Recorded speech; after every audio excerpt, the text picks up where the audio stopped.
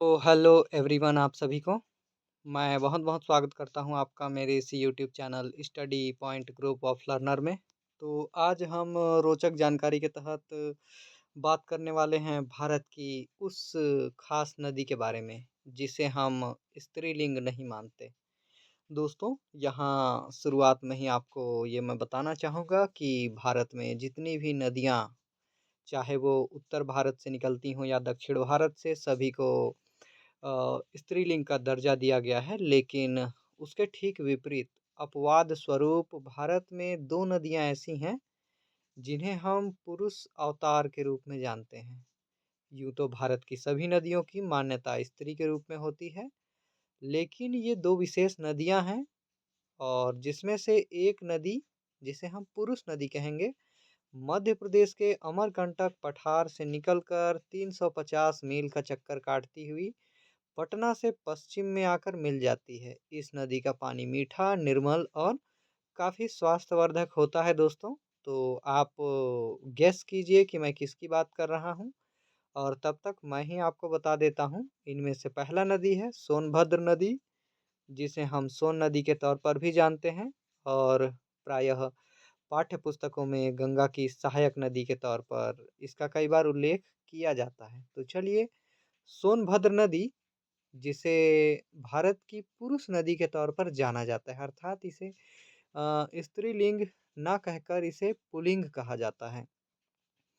तो दोस्तों, इसके बारे में कुछ बुनियादी जानकारी के रूप में आपको मैं बताना चाहूँगा कि यह विशेष तौर पर गंगा की सहायक नदी मानी जाती है और सोन नदी, जिसे हम सोनभद्र के नाम से पुकार रहे हैं, इसे सोनभद्र शिला के नाम से भी जाना जाता है। यमुना नदी के बाद गंगा नदी की दक्षिणी उपनदियों में सबसे बड़ी सहायक नदी है। यह मध्य प्रदेश के अनूपपुर जिले में अमरकंटक के पास से निकलती है, जो विंध्याचल पहाड़ियों में नर्मदा नदी के स्रोत स्थल से पूर्व में स्थित है।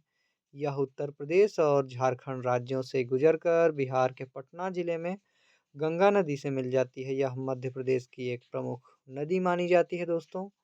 आमतौर पर इस नदी में पानी बहुत ही कम रहता है और यह शांत रहता है, लेकिन बरसात में इसका रूप विकराल हो जाता है। और विशेष तौर पर हम यहाँ देखेंगे, अमरकंटक से निकलकर सोन नदी बहती है। सोन नदी का जिक्र अग्नेय पुराण के अलावा गोस्वामी तुलसीदास ने रामचरितमानस में भी किया हुआ है।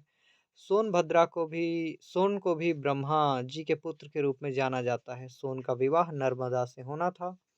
इसका नाम सोन नदी इसलिए पड़ा क्योंकि इसका बालू रेत पीले रंग का है, जो सोने की तरह चमकता है। दोस्तों, इस नदी का रेत भवन निर्माण आदि के लिए उपयोगी होता है। यह रेत पूरे बिहार, शहडोल और रीवा में भवन निर्माण हेतु उपयोग में लाया जाता है। इसके नाम की भी एक कहानी है दोस्तों। इसका पुराना नाम सोहन था, जो बिगड़कर सोन बन गया। सोन नदी का उल्लेख रामायण आदि महाकाव्यों में भी मिलता है। यहाँ मानचित्र में आप देख सकते हैं, एक बड़ी नदी गंगा रिवर के तौर पर गुजर रही है और उससे जुड़ी हुई सोन नदी भी आपको दिखाई दे रही है, चंबल और केन नदी के ठीक नीचे में। इस क्रम में हम आगे बढ़ें तो देखते हैं, यह नदी मध्य प्रदेश के अमरकंटक नामक पहाड़ से निकलती है, जैसा कि मैंने बताया हुआ भी है। अनेक फारसी, उर्दू और हिंदी कवियों ने इस नदी और नदी के जल का वर्णन किया हुआ है। इस नदी में डिहरी आन सोन बांध बांध बनाकर 296 मील लंबी नहर निकाली गई है, जिसके जल से शाहाबाद, गया और पटना जिलों के लगभग 7 लाख एकड़ भूमि की सिंचाई होती है। दोस्तों, इसी क्रम में हम बात करते हैं ब्रह्मपुत्र नदी की। ब्रह्मपुत्र नदी को भी भारत की एक पुरुष नदी के तौर पर जाना जाता है। तो ब्रह्मपुत्र नदी के बारे में कुछ खास बातें हैं, जैसे यह नदी तिब्बत, पूर्वोत्तर भारत और बांग्लादेश से होकर प्रवाहित होती है। यह नदी 3,969 किलोमीटर लंबाई में है और इस आधार पर यह दुनिया की 9वीं सबसे बड़ी नदी है और 15वीं सबसे बड़ी नदी, और माफ़ कीजिएगा, 9वीं सबसे बड़ी नदी और 15वीं सबसे लंबी नदी। यह नदी हिमालय के उत्तरी किनारे पर स्थित मानसरोवर झील से निकलती है। साथ ही अरुणाचल प्रदेश में प्रवेश करने के बाद यह नदी असम घाटी में बहती है और फिर बांग्लादेश में प्रवेश करती है।